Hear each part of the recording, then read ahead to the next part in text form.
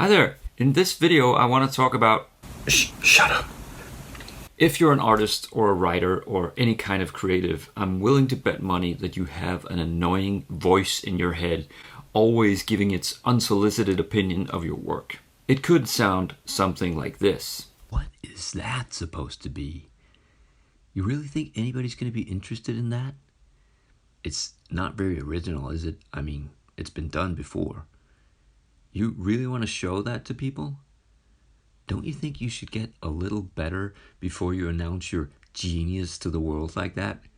It's not like the world needs another mediocre artist when there are so many amazing talents out there already. What do you have to add that's so unique that all the people just have to see it?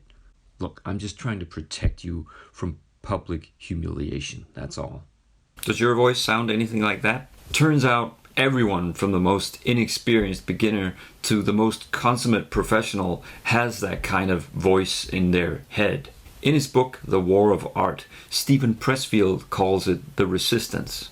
I don't know what I would call mine. It doesn't seem to respond anyway. And while you would think that getting paid to do the work, getting fewer rejection letters, and maybe even getting great reviews and winning awards would make the voice go away, in my experience, it is not tied to any sort of rational or external metric. The part about the voice trying to protect you may be true. It's still not very helpful. Nobody ever died from a little public humiliation, but plenty of people went to their grave not showing their work to the world because they let that voice decide it was too risky. Back when we were cavemen or hunting wildebeest in the savannah, maybe this fear made sense. You wouldn't last long if you ignored it. But someone not liking your art or thinking your story sucks?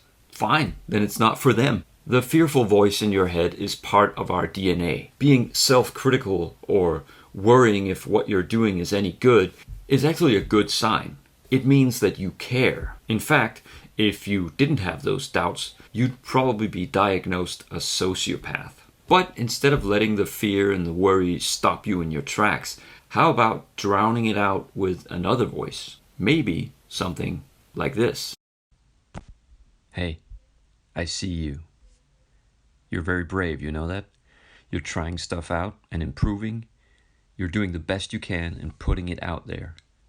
You're humble enough to know that it's not perfect, but also smart enough to know the only way to get better is to keep working at your craft and getting feedback. And when you get feedback, just remember that it's the work people are responding to, not you. Now I feel better.